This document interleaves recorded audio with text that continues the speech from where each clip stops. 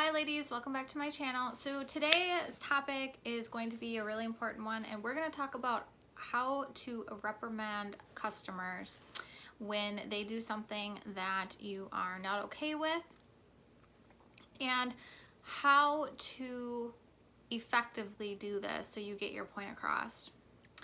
So if you are in a situation where somebody is not listening to what you are telling them to do, or they're breaking the rules, or whatever it is, something that they're not supposed to be doing, and you need to effectively communicate this to a man that you're currently doing a champagne room with or a lap dance with, something like that. Usually the best way to handle this is, depending on what has happened the first time, you need to immediately stop what is happening and remind them of the rules and that you are not comfortable with what just happened.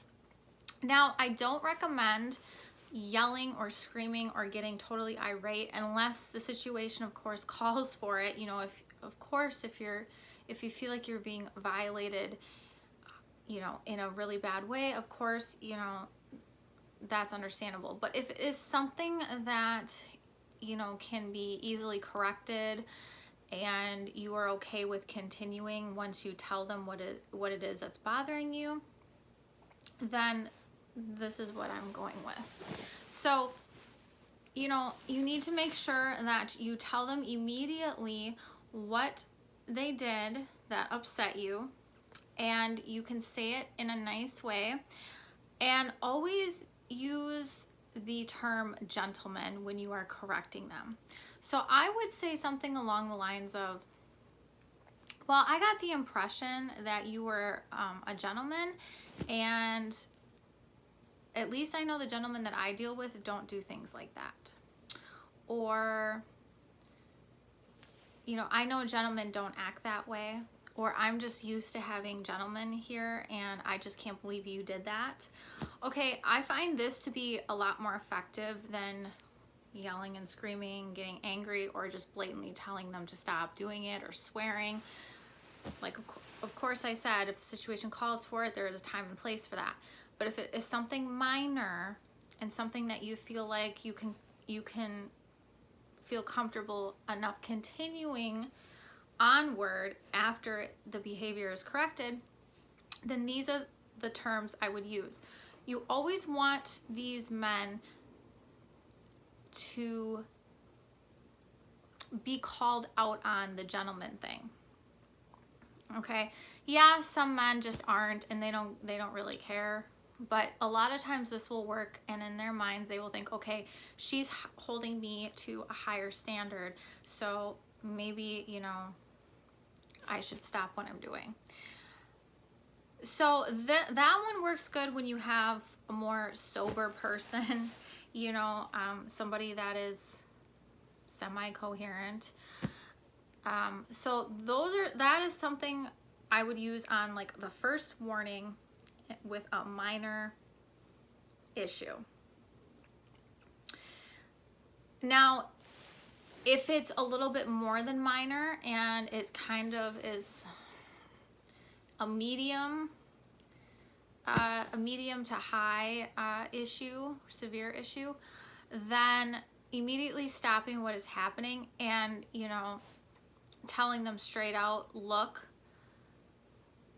I don't approve of what you just did. You need to stop doing that. I'm not comfortable with that, okay?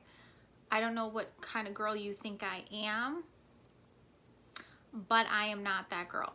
So now you are letting them know that you have certain standards and that you have boundaries, and that your boundaries have now been overstepped.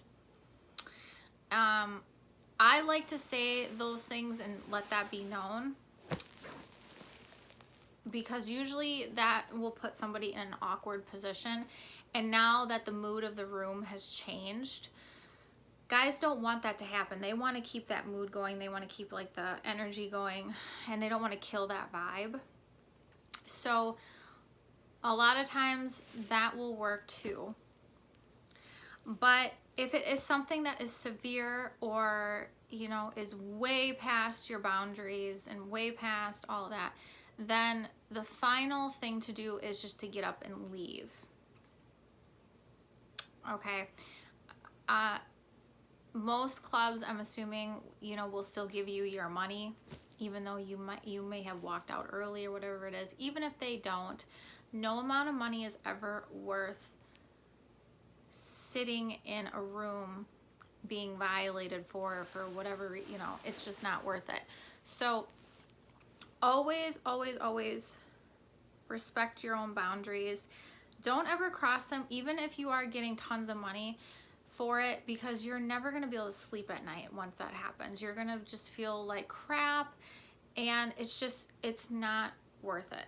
So you need to be upfront with these men before you do lap dances and spend time with them. I find that telling them ahead of time, letting them know what you expect of them, because if they go back and screw up, you can remind them, well, I thought you agreed to my rules beforehand. So you can always refer back to, well, you agreed to this, so what the heck? And then that way they can't say, well, you never told me, or I didn't know the rules and all that stuff.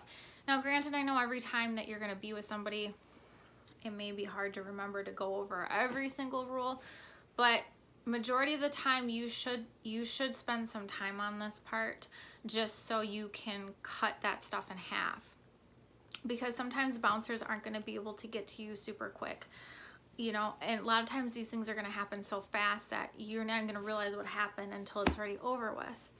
So you have to be prepared for it, and confronting this stuff ahead of time is usually the best thing you can do for yourself. And communication, you need to tell them that they have overstepped your boundaries. Okay, ladies? So if you feel like you have any more questions about this, or I left anything out, feel free to leave it down below in the comment section. I might do a part 2 on this, because I feel like there's some more situations we could talk about when it comes to this. So just let me know what you think, and we will see you in the next video.